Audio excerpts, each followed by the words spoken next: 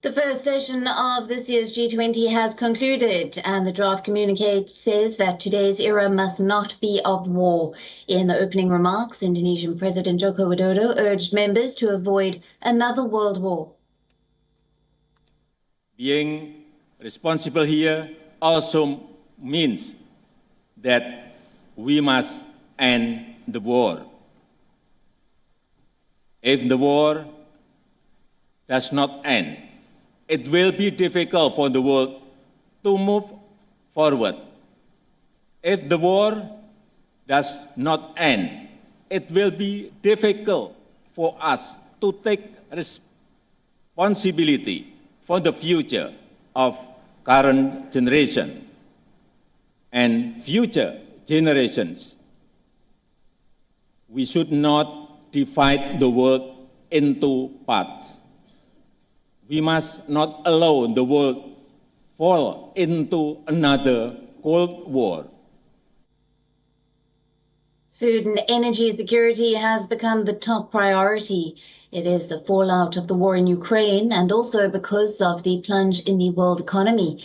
That is exactly what was discussed in the first session. The group of 20, including Russia, will deplore the economic impact of the Ukraine conflict. Meanwhile, most members have condemned the war. Chinese President Xi Jinping warned the bloc against the quote-unquote weaponization of food and energy. Countries that are not remotely involved in the war are also facing the brunt. The July agreement to get Ukrainian grain moving again was a breakthrough. It helped poorer nations cope with food shortages around the world. Last month, it had hit a roadblock when Putin briefly walked away from the agreement. Even though the plan is now up and running, Western leaders will try to put a mechanism in place to deal with future roadblocks. Ahead of the first session, Ukrainian president called the summit of a group of 19, addressing the absence of the Russian president. Zelensky called on the G20 leaders to adopt a 10-point peace formula and end the war. The United States expects the G20 to condemn Russia for the war in Ukraine. The Russian President Vladimir Putin is skipping this year's summit, but not a single meeting is expected to go without his mention. Now, the war is in its 9th month. Russian troops have lost ground in the only provincial capital that they had captured. However, there is still fear of Russia planning a trap to get ahead of the Ukrainians. Foreign Minister Sergei Lavrov is carrying the baton this time around. The COVID-19 pandemic was way up on the agenda until last year, but the focus has now shifted to the post-COVID phase. World leaders are gathering to shape the new world.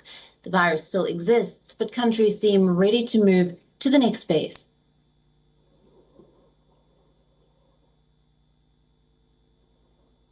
Now, for more on this, our principal diplomatic correspondent, Sedan Sibyl, has sent us this report from Bali, Indonesia.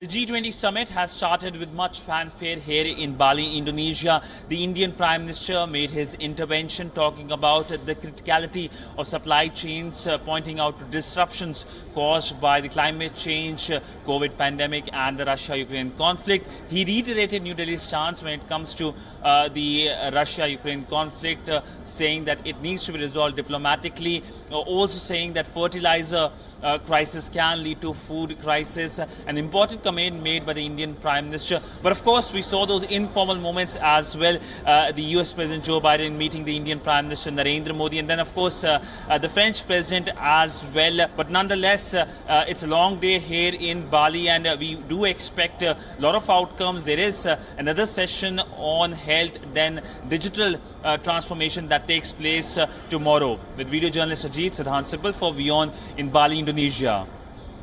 WION, now available in your country. Download the app now. Get all the news on the move.